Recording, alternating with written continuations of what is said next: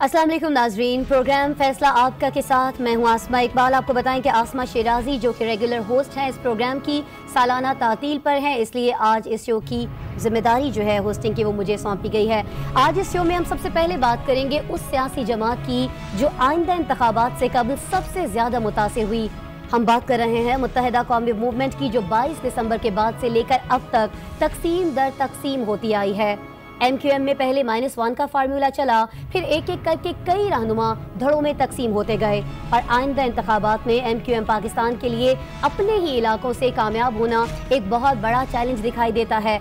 और नाज़रीन, वोटर्स के लिए भी ये एक इम्तिहान बन चुका है कि वोट फारूक सत्तार को दें या खालिद मकबूल सिद्दीकी को।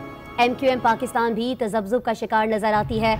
इसी सारी सूरत हाल पर बात करने के लिए इस वक्त हमारे साथ मौजूद है ब्यूरो चीफ हैं कराची के रफ़त सईद साहब, हमारा साथ देंगे। इसके अलावा हमने राबिता किया है मोहम्मद ज़ियाउद्दीन साहब से, सीनियर तज्ज़ियाकार हैं, इस्लामाबाद से हमारे साथ मौजूद होंगे। और इसी तमाम सूरत हाल पर बात करने के लिए शो के दौरान हम मुख्तलिफ शख्सियात को मदऊ भी करेंगे, उनसे भी बात करेंगे। लेकिन ये जो सिचुएशन है मुत्तहिदा कौमी मूवमेंट की, इस पर पहले आपको एक तफसीली पैकेज दिखाते हैं।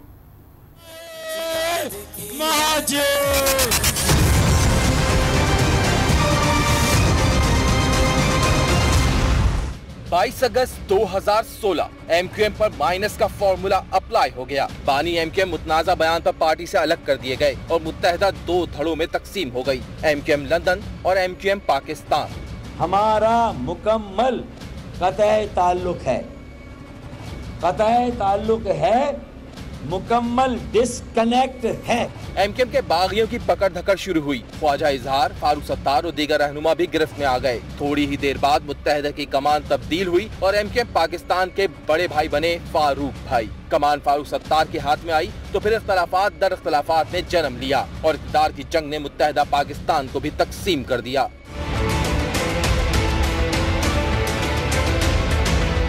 MQM PIB और बहादुराबाद 2 धड़े बन गए। PIB की सरबराही फारूक सत्तार के हिस्से में आई और बहादुराबाद की कमान खालिद मकबूल सिद्दीकी ने संभाली।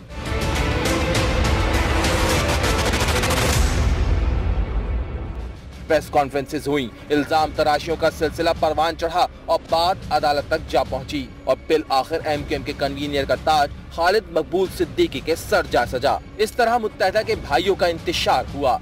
फारूक सत्तार भाई इधर जाते हैं तमाशा तो भाई ऐसे हाथ जोड़ें फारूक भाई, फिर जोड़ें। भाइयों की कहानी अभी खत्म नहीं हुई। देखना यह है कि इंतखाबात से कबल मुत्तहिदा मुत्तहिद होती है या फिर मजीद मुंतशिर। इंतखाबात से पहले क्या होने जा रहा है, इसी पर बात कर लेते हैं। पहले रुख करेंगे रफ़त सईद की जानिब। रफ़त सईद, बज़ाहिर दिखाई देता है कि मुत्तहिदा कायद ने एक तकरीर की, उसके बाद 2 धड़े बन गए, लेकिन अब हम देख रहे हैं कि मुख्तलिफ गिरोह वजूद में आते चले जा रहे हैं, मुत्तहिदा तकसीम दर तकसीम होती चली जा रही है। असल में ये मामला है क्या, और जानना आपसे ये भी चाहेंगे कि अब होने क्या वाला है MQM के साथ। देखिए, असल मामला जो है वो क़यादत का फुक़दान है। अब MQM में कोई क़यादत नहीं है और क़यादत कोई इमर्ज भी नहीं होने दी गई कि आप सेकेंड हैंड कमांड होती।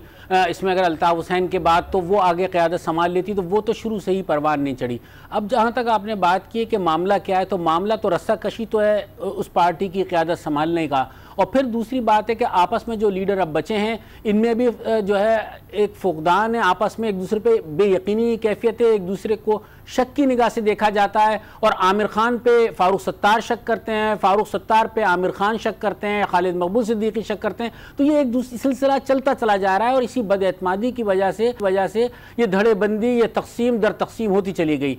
फिर इसके बाद आप ये समझ लें कि स्टेट की पॉलिसी भी अब ये नहीं है कि उस तरह की MQM जो माजी में हुआ करती थी, तो 2018 के इंतखाबात वो नहीं होंगे कि जो आज से 35 साल पहले हुआ करते थे, जिसमें कि एक पार्टी के पास पूरा इसे क्या ताकत होती थी और लोग उसे वोट दिया करते थे। तो इस दफ़ा वो नहीं होगा। लेकिन इस मरतबा उससे भी ज़्यादा ख़राब ये होने जा रहा है कि तकसीम दर तकसीम है।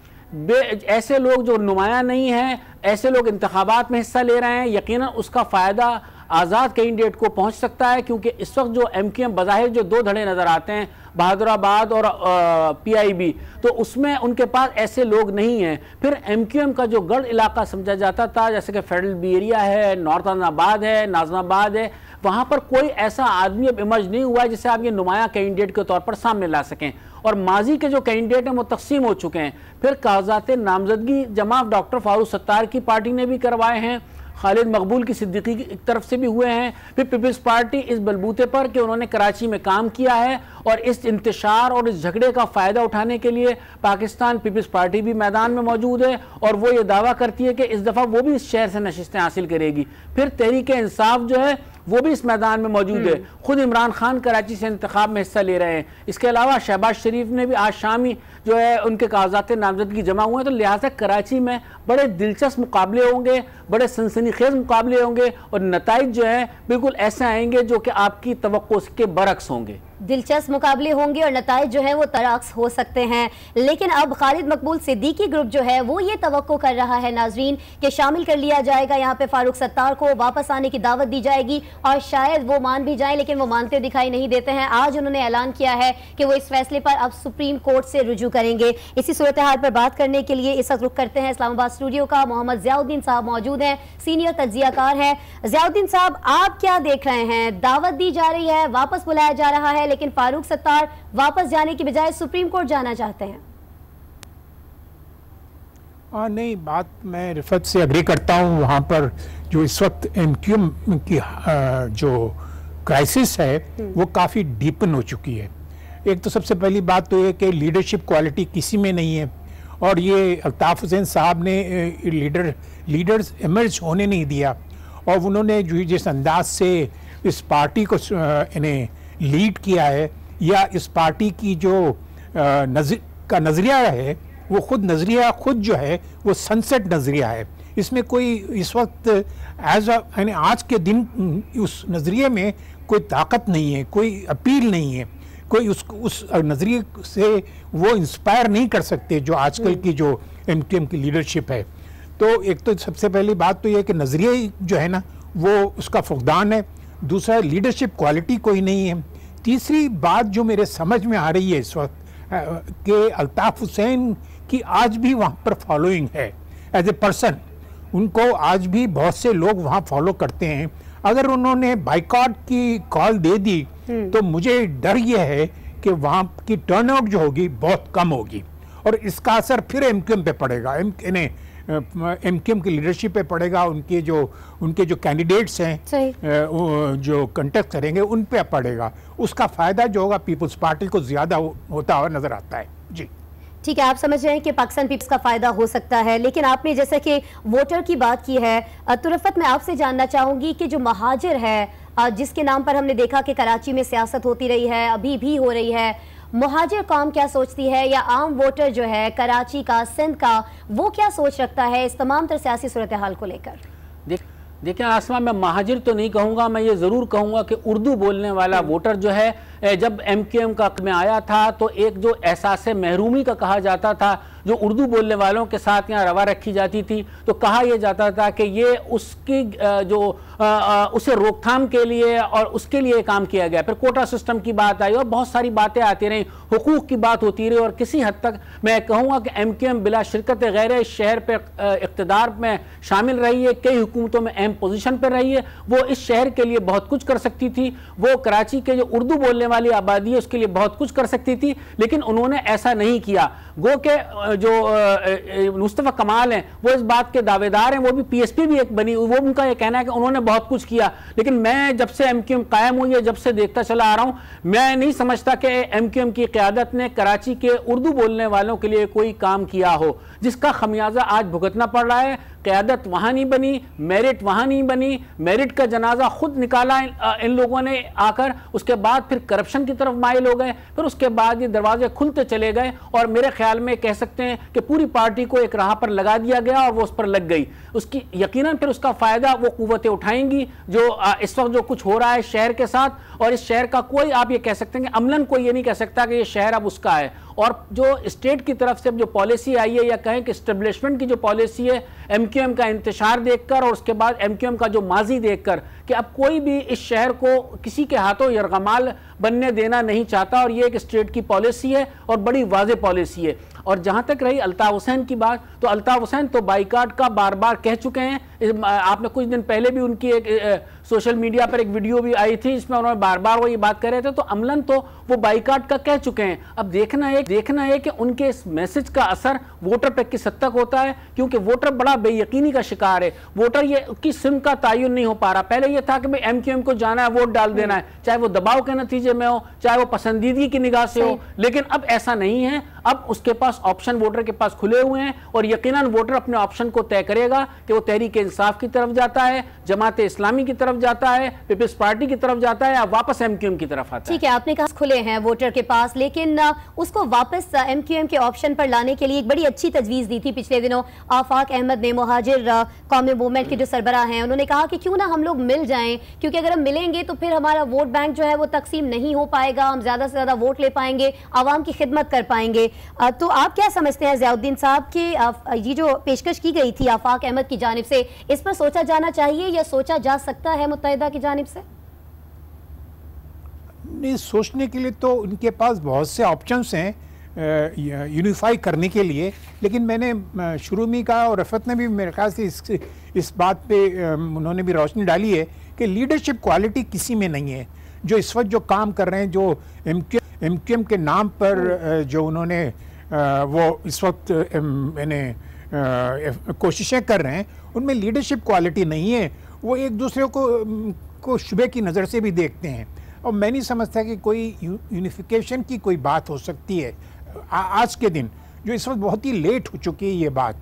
और जहाँ तक इस बात का ताल्लुक, देखें डिलिमिटेशन जो हुई है इस वक्त सेंसस के बाद, उस डिलिमिटेशन ने भी बहुत सी चीज़ों को MQM के हाथ से निकाल दिया। एक ज़माना था MQM ने खुद अपने आंखों के सामने अपनी पसंद की डिलिमिटेशन करवाई थी, और उन्होंने इसको यकीनी बनाया था कि वोटर्स जो वोटर्स हैं वो एक कॉन्स्टिट्यूंसी में इनफ पोजीशन में होंगे, इनफ नंबर में होंगे। लेकिन नई जो डिलिमिटेशंस हुई हैं, इसमें ये चीज़ जो है ना ख़त्म हो गई है। अब MQM के पास कोई वो ये क्लेम कर ही नहीं सकते कि उनकी कोई रिजर्व इलेक्टेबल कॉन्स्टिट्यूंसी उनकी है, उनके पास कोई रह गई है। जी ठीक है, अब आपसे इस पर बात करेंगे। अभी हमें ज्वाइन कर रहे हैं, इस वक्त हमारे साथ देंगे मोइनुल हक साहब, और ये रिप्रेजेंट करेंगे बहादुराबाद ग्रुप को, जब ऑफर कर रहा है फारूक सत्तार को कि वो वापस आए, वापस आकर बात की जाए। मोइनुल हक साहब, बहुत शुक्रिया, आपने हमारे लिए वक्त निकाला। फरमाइएगा, अब आपकी जानिब से तो ये ऑफर मौजूद है कि फारूक सत्तार साहब आ जाएं, बैठकर बात करते हैं, वापस उन्हें शामिल किया जाएगा, लेकिन वो तो ये कहते हैं कि वो सुप्रीम कोर्ट जाएंगे। देखिए, सबसे पहले मैं आपको तस्दीक करता हूँ कि अब कोई पार्टी के अंदर कोई बादराबाद या PIB ग्रुप नहीं है। आज इलेक्शन कमीशन के फैसला और उसके बाद इस्लामाबाद हाईकोर्ट के फैसले के बाद सिर्फ MQM पाकिस्तान। कोई अपने नाम से, अगर कोई PIB में रहता है, कोई बादराबाद मुख्तलिफ इलाकों में रहता है, वो अपने नाम से जाने, लेकिन but there is only one MQM Pakistan. ठीक है, जहाँ तक आपकी बात है कि फारूक भाई के हवाले से, देखिए आज जब इस्लामाबाद हाईकोर्ट का फैसला आया तो MQM के लीडरशिप ने बड़े विजडम का मुजाहरा करते हुए कोई खुशी का इजहार नहीं किया, बल्कि ये कहा कि ये किसी की हार या किसी की जीत नहीं है, बल्कि हक पर अवाम की जीत है, MQM के कारकुनान की जीत है, इस शहर सिंध में रहने वाले उर्दू बोलने वाले लोगों की जीत है। और ऐसे में हम इसी नज़र से देखते हैं। और उसके बाद हमने प्रेस ब्रीफिंग की तो डॉक्टर फारूक सत्तार से कहा कि हम नहायत इज्जत और एहतराम के साथ आपसे अपील करते हैं कि आप आए और बहादुराबाद में अपने फराइज को अंजाम दे। हम इस बात की उम्मीद रखते हैं कि पाकिस्तान मुकम्मल तौर पर उम्मीद रखती है कि फारूक भाई पार्टी के पुराने लीडर है, वे यकीनन हमारी बात सुनेंगे और 2018 के इलेक्शन में हमारे साथ साथ चलेंगे।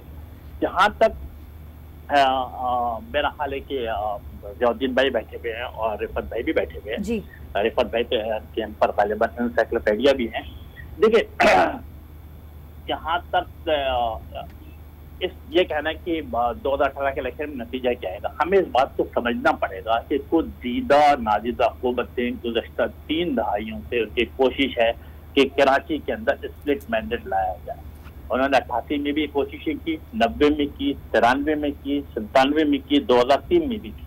और जहाँ तक 2003 के बाद जो इलेक्शन हुआ था उसमें यकीनन कराची से एक मजहबी जो अलायंस बना था उसके नाम पे मेरा ख्याल 3, 4 या 5 सीटें जो कराची से MQM की छीनी गई थी।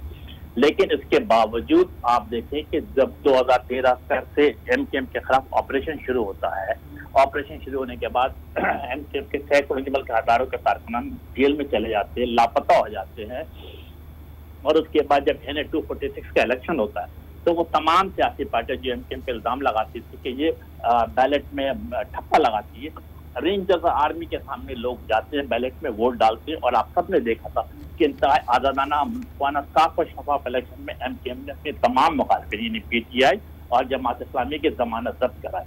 آگے بڑھتے ہیں 2015 لوکل گورنمنٹ کا الیکشن ہوتا ہے۔ اس شہر میں ضیاءالدین بھائی کو بھی پتا اور رفت بھائی کو تو بالکل اس سے باخبر ہوں گے کہ شہر کراچی کے اندر 3 امیدوار میئر کے سامنے آئے، ایک پاکستان پیپلز پارٹی کے نجیم عالم صاحب، دوسرے جماعت اسلامی کے حافظ نعیم صاحب، اور PTI کے علی ریاضی صاحب۔ آپ سب نے دیکھا کہ شہر کے لوگوں نے 3 امیدواروں کی ضمانت ضبط کرائی۔ تو یہ کہنا کہ ایم کیو ایم کے پاس لیڈرشپ نہیں ہے، مجھے اچھے طریقے سے یاد ہے، I am among the founder leader of the M Q M, تو مجھے اچھے طریقے سے یاد ہے کہ جب ایم کیو ایم بنی تھی تو ضیاءالدین بھائی سے معذرت کے ساتھ کہ یہ جو ہمارے بزرگ اس زمانے میں ہوا کرتے تھے، یہ کہتے تھے کہ کیا پالیٹکس کریں گے، لیکن آپ سب نے دیکھا کہ 87 کا الیکشن ہوتا ہے، ایم کیو ایم شاندار کامیابی حاصل کرتی ہے، 88 کا الیکشن ہوتا ہے، تمام لوگوں کی ضمانت ضبط کراتی ہے، اور پچھلے 3 دہائیوں سے یہ کامیابی کے مراحل طے کرتے چلی آئی۔ یہ اس بات کا نشاندہی ہے کہ ایم کیو ایم میں لیڈرشپ کوالٹی موجود ہے۔ آپ اگر ایم کیو ایم کے اندر عظیم احمد طارق ہوئے، خالد مقبول صدیقی ہوئے، فیصل سبزواری ہوئے، عامر خان ہوئے، یہ حیدر عباس رضوی ہوئے، آپ سب نے دیکھا کہ انہوں نے مختلف موقع اپنی ٹاپ لیڈرشپ کا مظاہرہ کیا، اپنی وزڈم کا مظاہرہ کیا اس شہر کی بہتری کے لیے۔ تو کیا فاروق ستار نے ایسا کوئی مظاہرہ نہیں کیا؟ ان میں لیڈریت نہیں ہے؟ امین اللہ صاحب، نہیں، میں ان کا بھی نام لیتا ہوں، سوری میں ان کا نام لینا بول کے، ڈاکٹر فاروق ستار ہمارے بڑے ہمارے لیڈر رہے اور آج بھی ہمارے بڑے من کا شمار ہے، تو ان میں بھی کوالٹی رہی ہے۔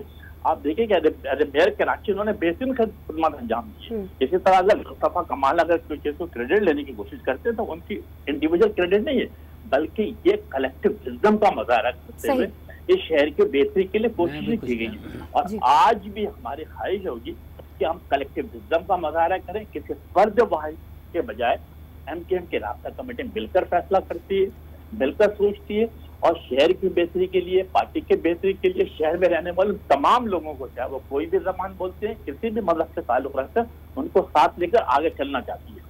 ٹھیک ہے، آپ سب کو ساتھ لے کر آگے چلنا چاہتے ہیں، اور آپ کو اس بات کے قویم کانات بھی نظر آتے ہیں کہ جو ووٹر ہے وہ بھی تقسیم نہیں ہوا ہے اور بہت سی قائدانہ صلاحیتیں رکھتے ہیں ابھی بھی وہ لوگ جو ایم کیو ایم کے اندر موجود ہیں۔ آپ سے رفت صاحب کچھ پوچھنا چاہ رہے ہیں؟ میں ان سے پوچھنا نہیں چاہ رہا، بڑے احترام کے ساتھ امین صاحب میں آپ سے کہوں گا، کیونکہ آپ بانی ارکان میں سے ہیں جب ایم کیو ایم بنی تھی، لیکن یہ بتایا کہ زمینی حقائق اس سے بڑے مختلف ہیں جو آپ بتا رہے ہیں، 2015 87 سارے جتنے سالوں کی آپ بات کر رہے ہیں، تو زمینی حقائق بہت تبدیل ہو چکے ہیں۔ اس وقت ایک آواز تھی، اب بلکہ یہ تھا کہ ٹیلی فون کی ایک آواز پر بھی کوئی چوں نہیں کرتا تھا، تو لہٰذا اب تو کوئی ایسی قیادت موجود نہیں ہے۔ اس بات کا تو کم از کم برملا اعتراف کریں کہ اس وقت صورتحال سب منتشر ہیں، کوئی یکجا نہیں ہے، پھر ہم سب آپس میں ایک دوسرے کو بھائی بھی کہتے ہیں، تعاون بھی مانگتے ہیں، ایک ہونے کی بات بھی کرتے ہیں، لیکن عملاً ایسا نظر نہیں آتا اگر یہ کہیں کہ شہر کے وسیع تر مفاد میں۔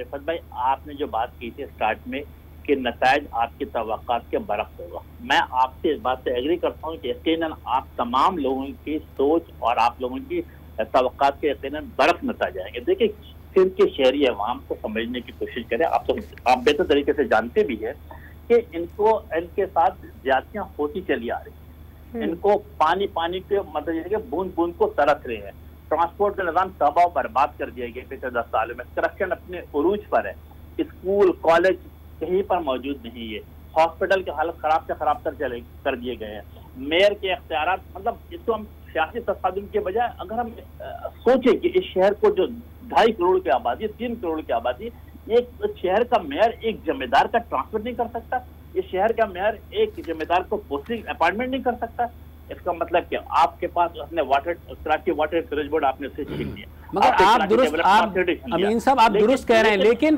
یہ سارے اختیارات تو ایم کیو ایم کے پاس بھی تھے جب ایم کیو ایم حکومت میں تھی، جب ایم کیو ایم اقتدار میں تھی، جنرل مشرف کے دور میں جس طرح کے اختیارات تھے ایم کیو ایم کے پاس، یہ سب کچھ ایم کیو ایم بھی کر سکتی تھی۔ اور اس وقت تو یہ لوگ سی ایم بھی اپنا لا سکتے تھے۔ امین الحق صاحب اگر آپ کو میری آواز آ رہی ہے، کیونکہ سی ایم کے لیے بڑی آواز اٹھائی جاتی ہے اور جب بھی انتخابات کا وقت آتا ہے یہی دعویٰ کیا جاتا ہے، عوام سے یہی کہا جاتا ہے کہ اب کی دفعہ سی ایم جو ہے کم از کم وہ ایم کیو ایم کا ضرور ہوگا، تو تب تو آپ جب یہ بات کر رہے ہیں پرویز مشرف کی، تب تو آپ اس پوزیشن میں تھے، سی ایم کے لیے بات کر سکتے تھے، کیوں نہیں کی؟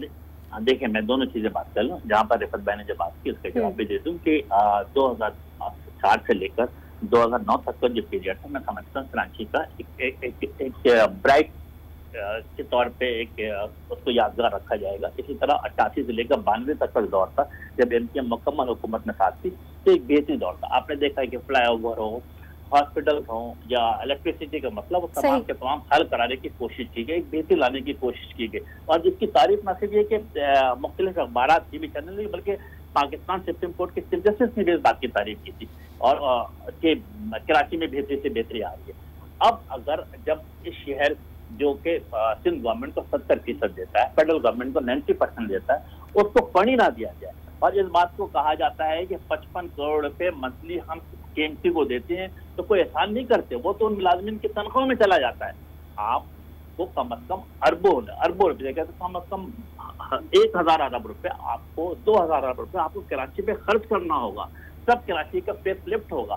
پھر لوگ دیکھیں گے تو انٹرنیشنل سٹی کے طور پہ، نیشنل سٹی کے طور پہ جب ہم منی پاکستان کہتے ہیں تو منی پاکستان کا کیا مطلب ہوتا ہے کہ شہر میں رہنے والے تمام لوگوں کی بہتری کے لیے پاکستان کی وفاقی حکومت یا صوبائی حکومت ان کو ایک جہتی کے ساتھ، سوچ اور سمجھ کے ساتھ یہاں پہ انویسٹمنٹ کرنا چاہیے تاکہ شہر میں بہتری ہے۔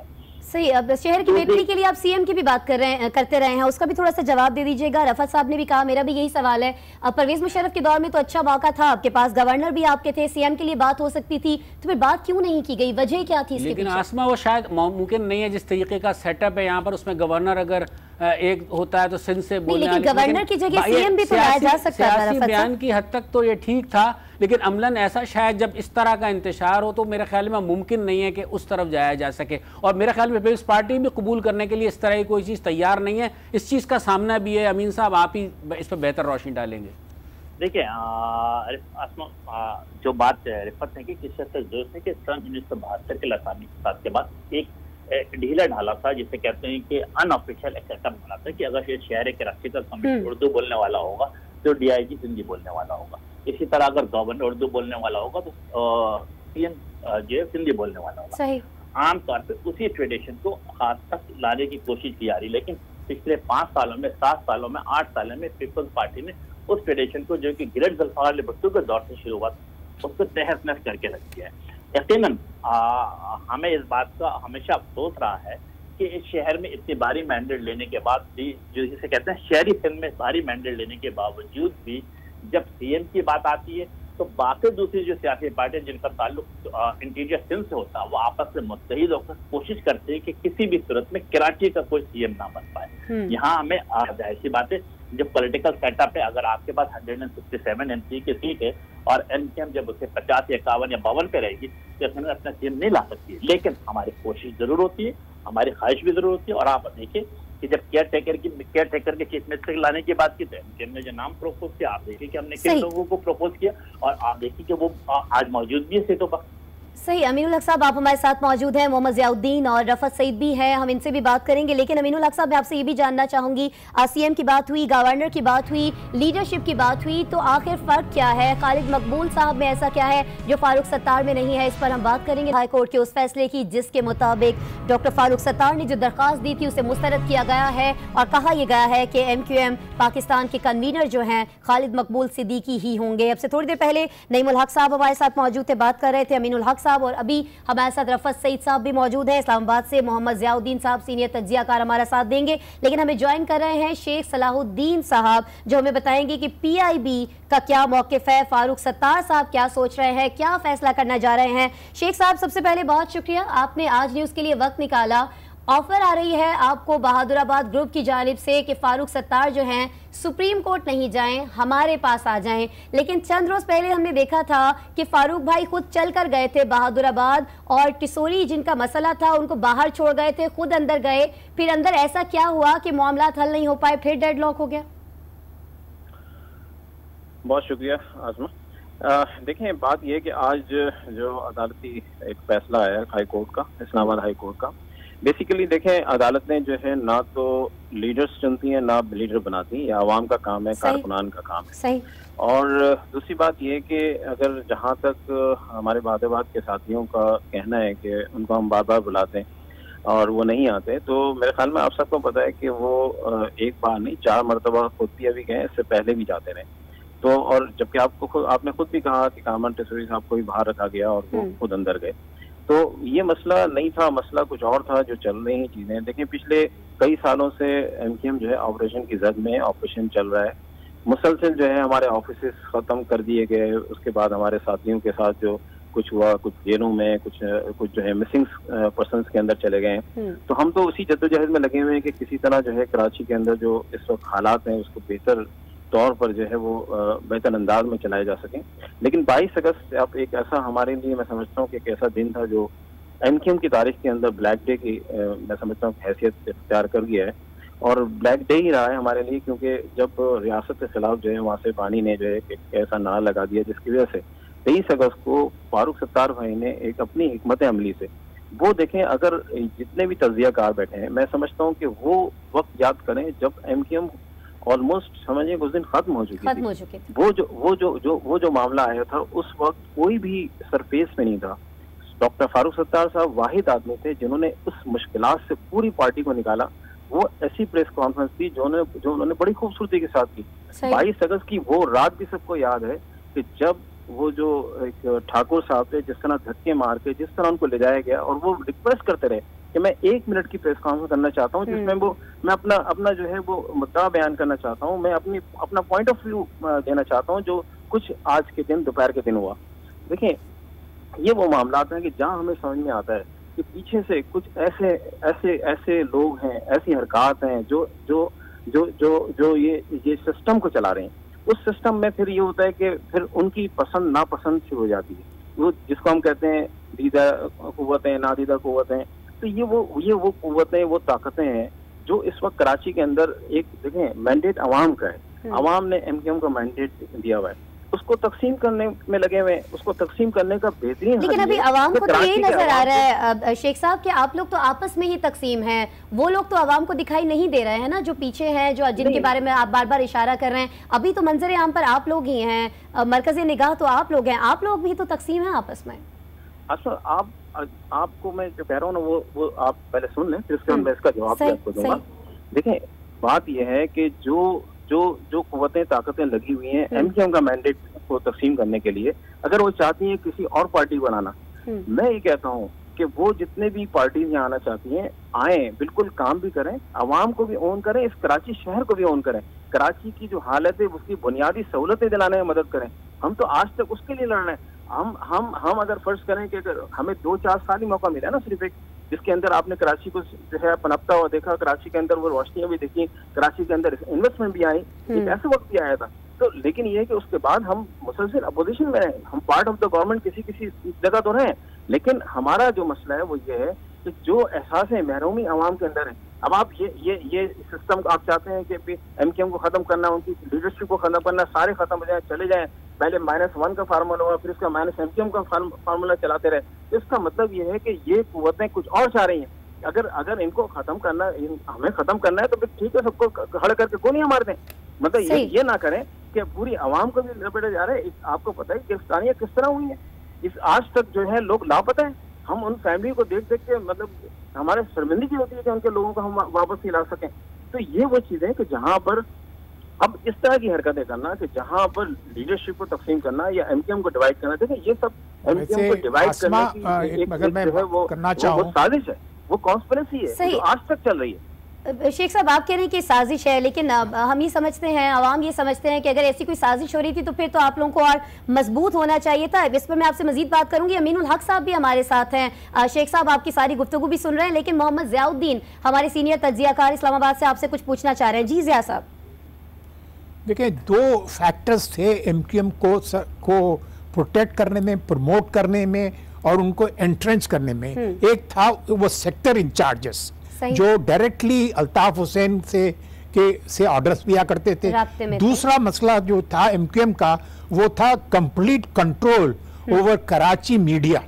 कराची के मीडिया पे इन्होंने इस तरह से टेरराइज किया था कराची मीडिया को कि कराची का मीडिया इनके खिलाफ कुछ नहीं कह सकता, कोई क्रिटिसाइज नहीं कर सकता था, इनकी गलत बातों को भी जो है ना को उसके मुतालिक भी कुछ नहीं कह सकता था। ये दो चीज़ें थी, दो फैक्टर्स थे जिसकी वजह से एक्चुअली MQM जो है ना ये 3 दहाइयों से ये कब्जा करता रहा कराची पर। एक फैक्टर का जिक्र मैं भी करूंगा, सेक्टर इंचार्जेस रह गए, ना इनका कब्जा मीडिया पे रहा। जब ये दोनों चीजें खत्म हो गई तो जाहिर है कि यही होना था जो हो रहा है, जो जूतियों में दाल बट रही है। अच्छा रफत साहब, आपके पास कौन सा फैक्टर? मैं एक फैक्टर और कहूँगा, दोनों से माजरत के साथ, अमीनुल हक भी और सलाहुद्दीन साहब से भी, दोनों से माजरत के बाद कि एक फैक्टर था जिससे कि इन्हें शिकायत हो रही है, वो शिकायत है इस्टेब्लिशमेंट से। तो इस्टेब्लिशमेंट के ब्लू आइड बॉय भी रहे हैं माजी में, शायद ये बात भी भूल रहे हैं। जी हाँ, अमीनुल हक साहब हमारे साथ हैं। अमीनुल हक साहब, आपने शेख साहब की गुफ्तगू सुनी, फिर जो मोहम्मद ज़ियाउद्दीन साहब ने कहा या रफ़त सईद साहब जिस फैक्टर की जानिब इशारा कर रहे हैं उस पर भी आप कुछ कहिएगा, और साथ ही साथ मुझे ये बताइएगा कि शेख साहब भी कह रहे हैं, दीगर लोग भी कहते हैं कि कुव्वतें हैं जो आपको आपस में लड़ाना चाहती हैं, आप लोगों को अलग करना चाहती हैं। तो ऐसे में तो अमीनुल हक साहब आप लोगों को बहुत मुत्तहिद होना चाहिए। क्या इक़दाम कर रहे हैं आप दोबारा से मुत्तहिद होने के लिए? जिस तरह आपने कहा कि ज़ियाउद्दीन साहब ने जो बात की उसका जवाब देने के लिए, तो बिल्कुल मैं अर्ज करूँगा कि बेशक ये बात बिल्कुल खुली किताब की तरह है कि शहर के लोगों ने, अर्बन एरियाज के लोगों ने 1987 से लेकर 2015 के लोकल गवर्नमेंट इलेक्शन तक MQM के ऊपर अंधा एतमाद किया। जब 85% मैंडेट अर्बन इनके MQM के पास होगा तो लाजमी बात है कि उस शहर में उसी का कंट्रोल चलेगा। बिल्कुल। अगर सूबाई असेंबली के अराकीन उसके होंगे, MNA उसका होगा, काउंसलर उसका होगा, UC चेयरमैन उसका होगा, तो डेफिनेटली लोग उसी की बात सुनेंगे, उसी के पीछे चलेंगे, क्योंकि अवाम का फैसला किसी फर्द वाहिद का फैसला नहीं है। तो मेरा ख्याल है कि ज़ियाउद्दीन साहब को बड़ा दिल बड़े ज़हन के साथ अवामी फैसलों को कबूल करना चाहिए कि बैलेट बॉक्स से जो चीज़ निकलता है उसको खुले दिल के साथ तस्लीम करते हुए उसको अप्रिशिएट करना चाहिए। जहाँ तक मीडिया का कंट्रोल है, माजी में बहुत सारी गलतियां कोताहियां हुई हैं और MQM ने खुले दिल और खुले ज़हन के साथ मुख्तलिफ मौके पर इसका इजहार भी किया और मीडिया के मुख्तलिफ लोगों से माजरत भी की। लेकिन हमें यह बात समझना होगा कि 2013 के बाद, जिस तरह रिफत भाई ने भी कहा कि 2013 के पास अब इनके पास कंट्रोल नहीं है। MQM के खिलाफ बड़े ऑर्गेनाइज और सिस्टमेटिक तरीके से एक डिस इन्फॉर्मेशन की भी कैंपेन चलाई गई 2013 से लेकर आज तक कि किसी तरह MQM खत्म हो चुकी है, MQM का वजूद खत्म हो चुका है, लोगों ने MQM को छोड़ दिया गया। फिर आप सब ने देखा कि बड़े पॉलिटिकल इंजीनियरिंग के अंदाज से एक नई सियासी पार्टी को तश्कील देकर पाकिस्तानी बल्कि दुनिया के तारीख की अनोखी सियासी पार्टियां बनाई गई। जिस सियासी पार्टी ने किसी इलेक्शन में हिस्सा नहीं लिया, लेकिन उनके पास 15 MPA बन गए, उनके पास 5 MNAs बन गए और उनको ताकत देने की कोशिश की गई और उनको शहर में एक बड़े खिलाड़ी के तौर पर आजमाने की कोशिश की जा रही है। लेकिन ये बात मैं समझता हूँ कि आपके जो बहुत बड़ा चैनल है और जो आज़ादी सहाफ़त का लंबरदार रहा है, आपके चैनल के तवज्जो से मैं पूरे पाकिस्तान के अवाम को पैगाम देना चाहता हूँ कि आप सब लोग देखेंगे कि 2018 का इलेक्शन होगा। 2018 के इलेक्शन में सब देखेंगे कि कराची के अवाम MQM के मंशूर, MQM के झंडे और MQM के इंतखाबी निशान पतंग से रोमांस करते हैं और इंशाअल्लाह ताला आप सब देखेंगे कि जब अवामी अदालत में MQM उतरेगी वो कि इसको हाथ पांव बांध करके इंतखाबी दंगल में उतारने की कोशिश की जा रही है। MQM के सैकड़ों की तादाद में दफातर बंद पड़े हुए हैं, सैकड़ों की तादाद में कारकुनान जेलों में। अमीनुल हक साहब, लेकिन सिर्फ ये बता दीजिएगा, हमारे पास वक्त बहुत माजरत, वक्त हमारे पास बहुत कम है। अमीनुल हक साहब सिर्फ ये बता दीजिएगा कि जब आप इंतखाबी मैदान में उतरेंगे तो क्या डॉक्टर फारूक सत्तार आपके साथ होंगे? हमारी ख्वाहिश भी और हमारी कोशिश भी है कि फारूक भाई हमारे साथ चले, हमारे साथ रहें, हमारे साथ इंतखाबी दंगल में साथ उतरे, तकरीर करें और हमारे लोगों के लिए काम करें, शहर के लिए काम करें। और इंशाअल्लाह ताला आप देखेंगे कि हम जीदा नादिदा क़ुव्वतों के तमाम जो जिस तरह रिफत भाई ने एस्टेब्लिशमेंट का नाम दिया था, एस्टेब्लिशमेंट के तमाम खूबसूरती से वही लफ्ज उसे ही लोग कहते हैं खूबसूरती से, लेकिन सिर्फ मैं ये कहूँगा कि सारी इसके साथ आप वो नाम लेना, कौन लोग हैं जो आप पे दबाव डालते हैं, वो कौन लोग हैं जो किसी तब्दील करना चाहते हैं। तो फिर इसीलिए मैंने शुगर कोटेड करके ये कहा कि एस्टेब्लिशमेंट, जानते आप भी हैं, जानता मैं भी हूँ, लेकिन क्या शहर के जो हालात हो चुके थे, जो सूरत हाल थी, जो दबाव था, जो जबर था, उससे तो आप इत्तेफाक करेंगे ना। मैंने प्रोग्राम शुरू होने से पहले कहा था कि आप MKM का इनसाइक्लोपीडिया है, ठीक है, आपको तमाम चीजें पता है, और आज जो कुछ MKM के साथ करने की कोशिश की जा रही है इससे भी आप पूरी तरह वाकिफ हैं। लेकिन MKM शहर की बेहतरी के लिए, मुल्क की बेहतरी के लिए, जमहूरी रवायत को कायम दायम रखने के लिए हर सूरत में जमहूरियत के साथ खड़ी है, जमहूरी असूलों के साथ खड़ी है, कानून के साथ खड़ी हुई है।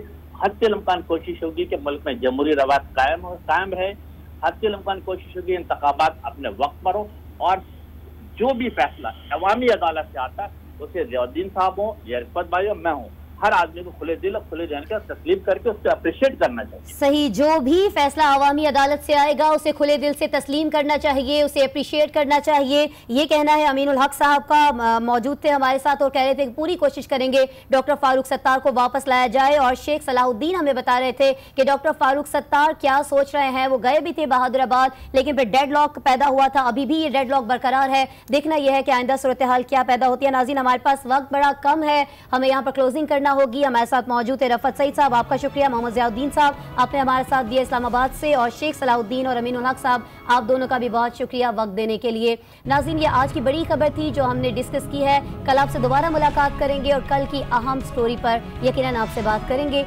इजाज़त दीजिए, अल्लाह हाफ़िज़।